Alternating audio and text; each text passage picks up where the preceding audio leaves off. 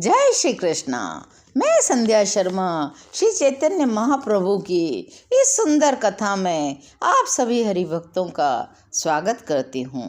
What का एक बीज नन्हा सा होता है, लेकिन उस नन्हे से बीज के अंदर एक महान वृक्ष छिपा रहता है। अजवाइन के बीजों के साथ ही अज्ञानी लोग वट के बीज को भी बो देते हैं। दोनों में शुरू में एक सा अंकुर निकलता है, लेकिन आगे चलकर अजवाइन का वृक्ष तो थोड़ा ही बढ़कर साल 6 महीने में सूख जाता है, किंतु वट का वह नन्हा सा बीज वृक्ष बनकर निरंतर बढ़ता ही रहता है और कालांतर में एक महान विशाल वृक्ष बन जाता है, जिसकी छाया में बैठकर असंख्यों पसीनों से भीगे हुए प्राणी शीतलता का सुखास्वादन करते हैं। निमाई यद्यपि अपने विद्यार्थियों की अपेक्षा अधिक बुद्धिमान और विलक्षण थे, फिर भी साधारण लोग यही समझते थे कि निमाई भी एक पाठशाला खोल लेगा और अन्य पंडितों की भांति एक नामी पंडित बन जाएगा और सुखपूर्वक स्त्री पुत्रों के साथ संसारी सुखों का उपभोग करेगा। सोने की हो या लोहे की हो, बेड़ी तो समान ही होती है। दोनों ही बंधन से प्रभु की इच्छा के बिना तो निकल ही नहीं सकते। निमाई की अवस्था 16 वर्ष की हो गई। व्याकरण, अलंकार और न्याय में इन्होंने प्रवीणता प्राप्त कर ली। आगे पढ़ने की भी इच्छा थी, किंतु कई कारणों से पाठशाला जाकर पढ़ना बंद कर दिया।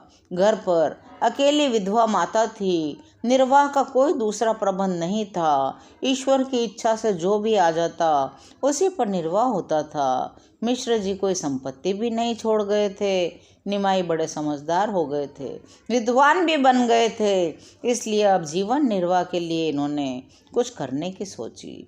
16 वर्ष की छोटी अवस्था में ही वृद्धा माता को सुख पहुंचाने के लिए इन्होंने अध्यापन का कार्य प्रारंभ कर दिया। विलक्षण बुद्धि, पठन पाठन की अद्वितीय सुंदर शैली से सभी शास्त्रीय ज्ञान रखने वाले पुरुष परिचित थे। नवद्वीप जैसे विद्या के भारी केंद्र स्थान में अध्यापक बनने में कोई कठिनता न हुई। नवद्वीप में मुकुंद संजय नाम के एक धनी मानी व्यक्ति थे, जो कि विद्या से बड़ा प्रेम करते थे। उनके एक पुरुषोत्तम संजय नाम का पुत्र था। संजय महाशय अपने पुत्र के पढ़ाने के निमित्त किसी योग्य अध्यापक की तलाश में थे। निमाई की इच्छा देखकर उन्होंने इनसे प्रार्थना की। निमाई स्वयं का ही एक पाठशाला स्थापित करने की सोच रहे थे, परंतु मकान बहुत छोटा था, उसमें इतना योग्य स्थान नहीं था। बंगाल में प्राय सभी धार्मिक पुरुषों के यहाँ एक चंडी मंडप नाम से अलग स्थान होता है, जिसे या तो देवी गृह कहा जाता है या ठाकुर दालान। उसी स्थान पर चंडी पाठ, पूजा और उत्सव हुआ करते हैं। संजय महाशय का चंडी मंडप खूब बड़ा था। निमाई पंडित को उन्होंने उसी मंडप में अपनी पाठशाला लगाने को कहा। छात्र इनका नाम सुनकर पढ़ने आने लगे। पुत्र के साथ संजय भी निमाई से विद्या अध्ययन करने लगे। पढ़ाने की शैली तो बड़ी सरस थी, चित्त को आकर्षक करने वाली थी। ये अपने विद्यार्थियों के साथ गुरु शिष्य का व्यवहार नहीं करते, एक प्रेमी मित्र का सा व्यवहार करते, हंसी दिल्लगी करते, घर वालों का हालचाल पूछते। नवद्वीप में एक प्रसिद्ध पाठशाला इनकी मानी जाने लगी। गंगादास जी की पाठशाला को छोड़कर भी निमाई की पाठशाला को श्रेष्ठ माने जाने लगा। एक दिन निमाई पंडित पाठशाला से पढ़ाकर अपने घर की ओर जा रहे थे। गंगा जी जाते हुए हठात रास्ते में पंडित वल्लभाचार्य जी की पुत्री लक्ष्मी देवी से उनका साक्षात्कार हो गया। वल्लभाचार्य निमाई के स्वजातीय ब्राह्मण थे। लक्ष्मी देवी को इन्होंने पहले भी कई बार देखा था। आज उन्होंने जैसे ही निमाई को देखा, उनके पूर्व जन्म के संस्कार जागृत हो उठे। निमाई ने भी लक्ष्मी देवी की ओर देखा। लक्ष्मी देवी ने भी धीरे से इनकी ओर देखा। इनके पाँवों में भक्ति से मन ही मन प्रणाम करके वह गंगा जी की ओर चली गई। अब भविष्य की बात तो देखिए। उसी दिन बनवारी घटक नाम के जगन्नाथ मिश्र के एक स्नेही ब्राह्मण शशि देवी के समीप आए और उनकी माँ से कहने लगे, माता, निमाई अब सयाना हो गया है, उसके लिए विवाह करना चाहिए। यदि तुम्हें पसंद हो तो पंडित वल्लभाचार्य की एक कन्या है, तुम चाहो तो उसे देख सकती हो। लाखों में एक है, बड़ी सुशीला, सुंदरी और बुद्धिमती लड़की है। निमाई के वह सर्वथा योग्य है। यदि आपको ये संबंध मंजूर हो तो मैं पंडित वल्लभाचार्य जी से जाकर कहूँ। माता तो स्वयं पुत्र के विवाह की चिंता में थी, लेकिन निमाई की इच्छा जानना चाहती थी। घर में कोई था भी नहीं, किससे सलाह लेती। माता ने टालते हुए कहा, इस पितृहीन बालक का विवाह ही क्या है, अभी तो वो पढ़ ही रहा है, कुछ करने लगेगा तो देखा जाएगा। शची माता का ऐसा उदासीन भाव देखकर वे ब्राह्मण बनवारी घटक बड़े ही समझ गए कि पंडित वल्लभाचार्य बहुत गरीब हैं। हो सकता है माता अपने पंडित पुत्र का निर्धन की बेटी के साथ विवाह नहीं करना चाहती होगी। वे जब लौट रहे थे, रास्ते में निमाई मिल गए।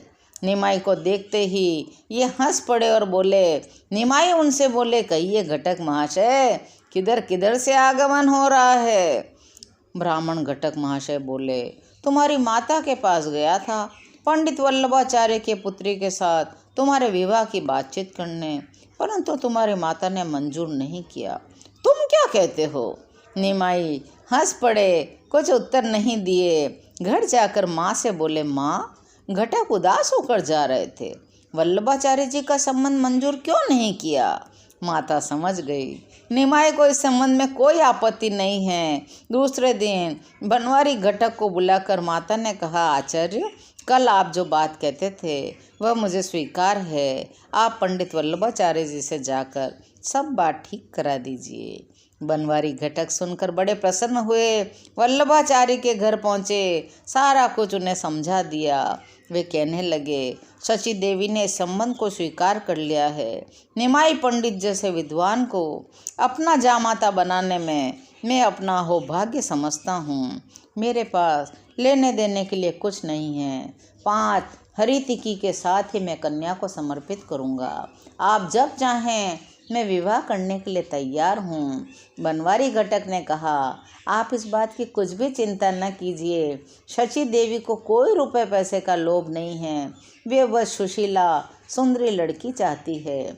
आप प्रसन्नता के साथ विवाह की तैयारियां कीजिए। यह सारा शुभ समाचार शची देवी के पास भी आ गया और उन्हें सब बता दिया। नियत तिथि के दिन अपने स्नेही बंधु बांधव और विद्यार्थियों को साथ लेकर निमाई वल्लभाचार्य जी के घर बारात लेकर गए। यथोचित सम्मान हुआ। गोधूली की शुभ लग्न में निमाई पंडित ने लक्ष्मी देवी का पाणी ग्रहण किया। लक्ष्मी देवी ने कांपते हाथों से इनके चरणों में माला अर्पण की। इन्होंने उन्हें वामांग किया। आचार्य से विदा लेकर लक्ष्मी देवी के साथ पालकी में चढ़कर निमाई घर आए। माता ने सती स्त्रियों के साथ पुत्र और पुत्र वधू का स्वागत किया।